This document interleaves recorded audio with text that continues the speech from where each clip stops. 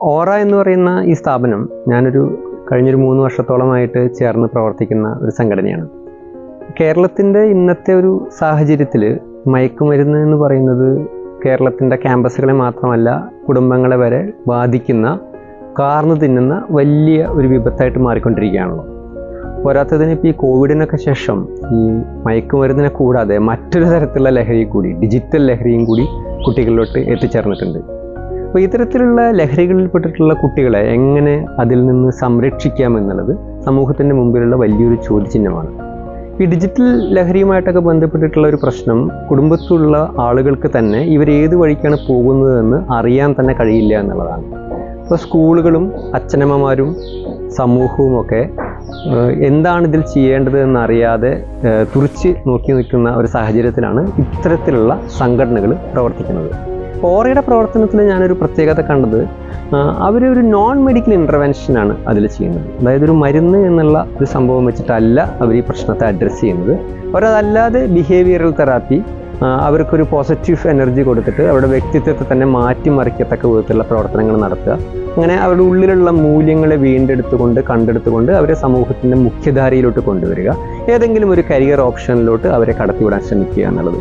ചുരുക്കം പറഞ്ഞു കഴിഞ്ഞാൽ അവരെ ഒരു ഉത്തമ പൗരന്മാരാക്കിയിട്ട് മാറ്റിയെടുക്കുക എന്നാണ് ചെയ്യുന്നത്. അതുകൂടി പോരാഞ്ഞിട്ട് ആ കുട്ടികളെ തന്നെ, അതിൽ നിന്ന് വിമുക്തി നേടി പുറത്തു കൊണ്ടുവന്ന കുട്ടികളെ തന്നെ ഉപയോഗിച്ചുകൊണ്ട് പുതിയതായിട്ട് ഇത്തരത്തിലുള്ള ലഹരികളിൽ അകപ്പെട്ടിട്ടുള്ള കുട്ടികളെ സഹായിക്കുന്നതിന് വേണ്ടിയിട്ടും അവരിതിൽ പുറത്തു കൊണ്ടുവരുന്നതിന് വേണ്ടിയിട്ടും വോളണ്ടിയർമാരായിട്ട് ഇതേ കുട്ടികളെ ഉപയോഗിക്കുന്നു. അപ്പോൾ അത്തരത്തിലൊരു 360 ഡിഗ്രി സൈക്കിളാണ്, റീഹാബിലിറ്റേറ്റീവ് സൈക്കിളാണ് ഓറ ചെയ്തുകൊണ്ടിരിക്കുന്നത്.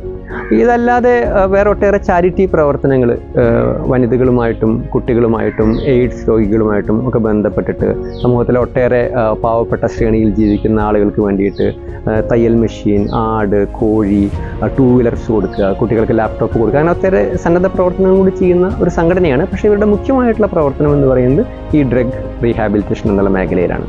അപ്പോൾ കഴിഞ്ഞൊരു 15 വർഷമായിട്ട് കേരളത്തിലെ പ്രത്യേകിച്ച് തൃശ്ശൂർ, പാലക്കാട്, സമീപ പ്രദേശ ജില്ലകളിലാണ് ഇവർ പ്രവർത്തിക്കുന്നത്. എക്സൈസുമായിട്ടും സ്കൂളുകളുമായിട്ടൊക്കെ ബന്ധപ്പെട്ട് പ്രവർത്തിക്കുന്നു. പക്ഷെ ഇന്നിത് ഈ സംസ്ഥാനത്തിൻ്റെ ഒരു പ്രശ്നമായിട്ട് മാറിയിട്ടുള്ള ഒരു സാഹചര്യത്തിൽ ഇവരുടെ പ്രവർത്തനം കേരളം മൊത്തം വ്യാപിപ്പിക്കേണ്ട ഒരു ആവശ്യകത ഉണ്ടായിട്ടുണ്ട്.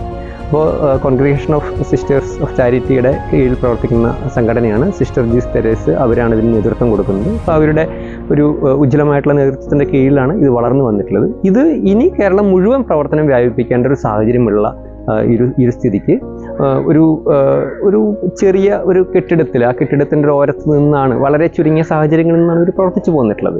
ഇവർക്ക് സ്വന്തമായിട്ട് വലിയൊരു കെട്ടിടവും അവർക്ക് അതിനു വേണ്ടിയിട്ടുള്ള ബിഹേവിയറൽ തെറാപ്പി, അതിനു വേണ്ടിയുള്ള ചില ചികിത്സാ സൗകര്യങ്ങൾ ചെയ്യുന്നതിനും കുട്ടികളെ താമസിപ്പിക്കുന്നതിനുള്ള ഹോസ്റ്റല്, കളിസ്ഥലങ്ങൾ, അങ്ങനെയുള്ള എല്ലാ അത്യന്താധുനിക സൗകര്യങ്ങളോടും കൂടിയിട്ടുള്ള ഒരു റീഹാബിലിറ്റേഷൻ സെൻറ്റർ പണിയുക എന്നുള്ളത് അവരുടെ ഒരു സ്വപ്നമാണ്. പക്ഷേ സത്യം പറഞ്ഞാൽ സംസ്ഥാനത്തിൻ്റെ ആവശ്യമാണത്, സമൂഹത്തിൻ്റെ ആവശ്യമാണ്.